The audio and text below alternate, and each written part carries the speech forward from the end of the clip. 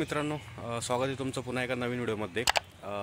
आपला हा कोकणमधला दुसरा व्हिडिओ आहे आणि लास्ट व्हिडिओमध्ये आपण नागाव बीच आणि रेवदंडा किल्ला बघितला। ते व्हिडिओ जर तुम्ही बघितला नसेल तर नक्की जाऊन बघा, डिस्क्रिप्शनमध्ये लिंक आहे। आणि आज आपण निघालोय मुरुड जंजिराचा किल्ला बघायला। ही पाठीमागं आमची रूम आहे, या हॉटेलला आम्ही थांबलो होतो। याच्या लास्टमध्ये नाश्ता करूया आणि निघूया।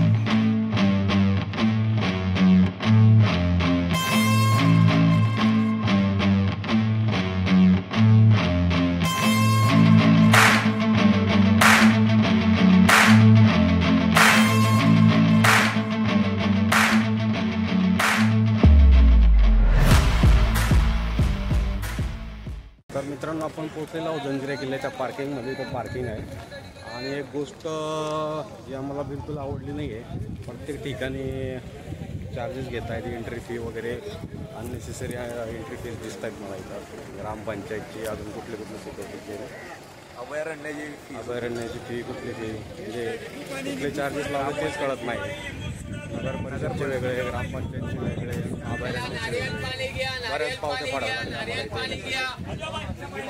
चार्जेस पण जास्त आहेत। 20-30 रुपये नाही, 80 रुपये, 100 रुपये असे चार्जेस आहेत।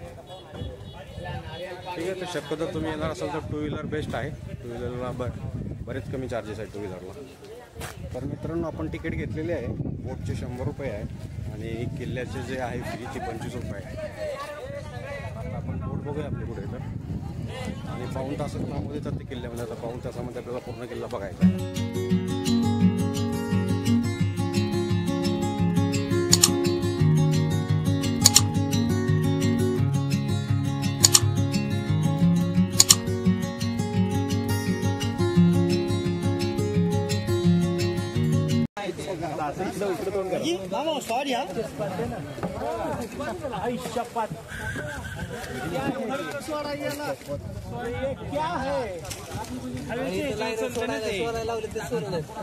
मित्रांनो, जंजिराचा अर्थ समुद्राने वेढलेला किल्ला, भक्कम बांधकाम आणि आजूबाजूला समुद्र।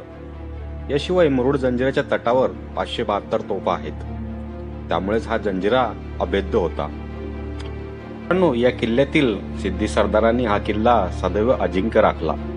छत्रपती संभाजी महाराजांनी तर हा किल्ला हस्तगत करण्यासाठी या किल्ल्यानजीकच 5 किलोमीटर अंतरावरती पद्मदुर्ग नावाचा मजबूत किल्ला उभारला होता, पण तरीही मुरुडचा जंजिरा जिंकणे महाराजांना शक्य झाले नाही।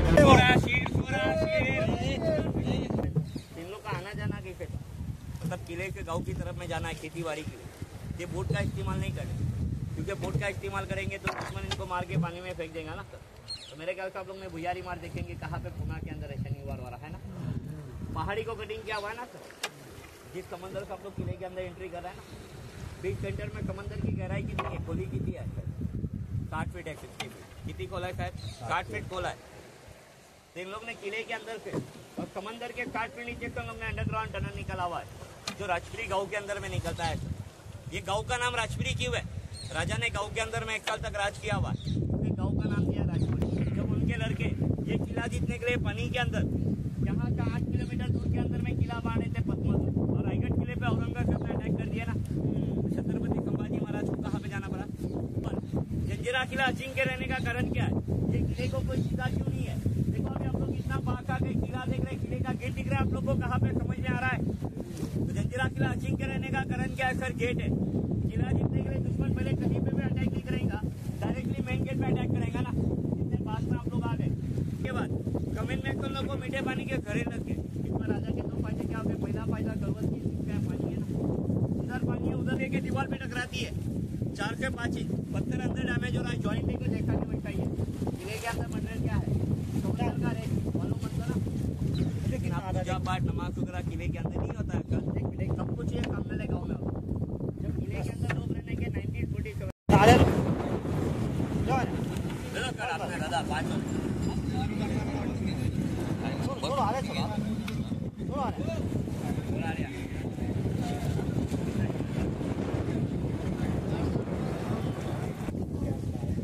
ऑनलाइन करा दादा काय काय आपली टायमिंगला कमी झाला पाऊस कसं काय किल्ला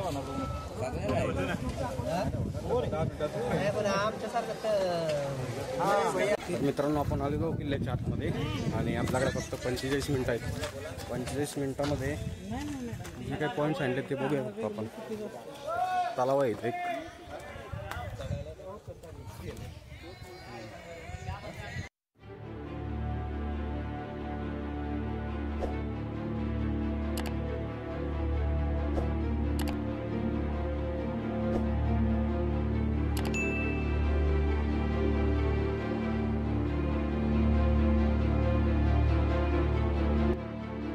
किल्ल्याच्या मध्यभागी सुरलखानाचा भव्य वाडा आज पडक्या अवस्थेत आहे.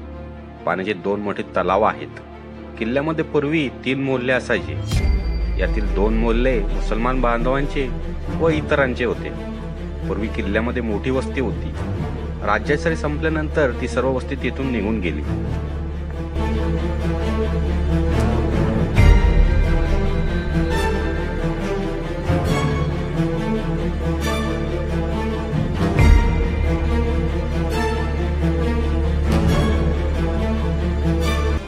मित्रांनो, जंजिराची तटबंदी बुलंद आहे. त्याला सागराकडेही एक दरवाजा आहे आणि असे 19 बुलंद बुरुज आहेत. 2 बुरुजामधील अंतर 90 फुटापेक्षा जास्त आहे. तटबंदीवर जाण्यासाठी जागोजागी पायऱ्या ठेवलेल्या आहेत. तटबंदीमध्ये कमानी आहेत. त्या कमानीमध्ये तोंड करून तोफा ठेवलेल्या आहेत. जंजिरावर एकूण 592 तोफा असल्याचा उल्लेख आहे. यामधील कलाल बांगडी म्हणजेच ही सगळ्यात मोठी तोफ.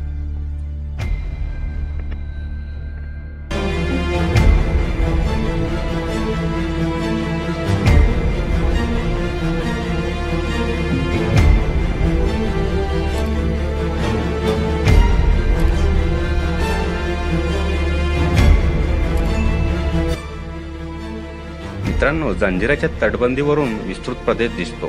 यात समुद्रात बांधलेला कासा उर्फ पद्मदुर्ग हा किल्लाही दर्शनास पडतो. 330 वर्ष अभेद्य आणि अजिंक्य राहिलेला जंजिर मेरू पाहताना इतिहासातील अनेक पर्वाचा आलेख आपल्या नजरेसमोरून जातो. थोडा इतिहासाचा अभ्यास करून जंजिराला भेट दिल्यास निश्चितच स्मरणीय ठरेल.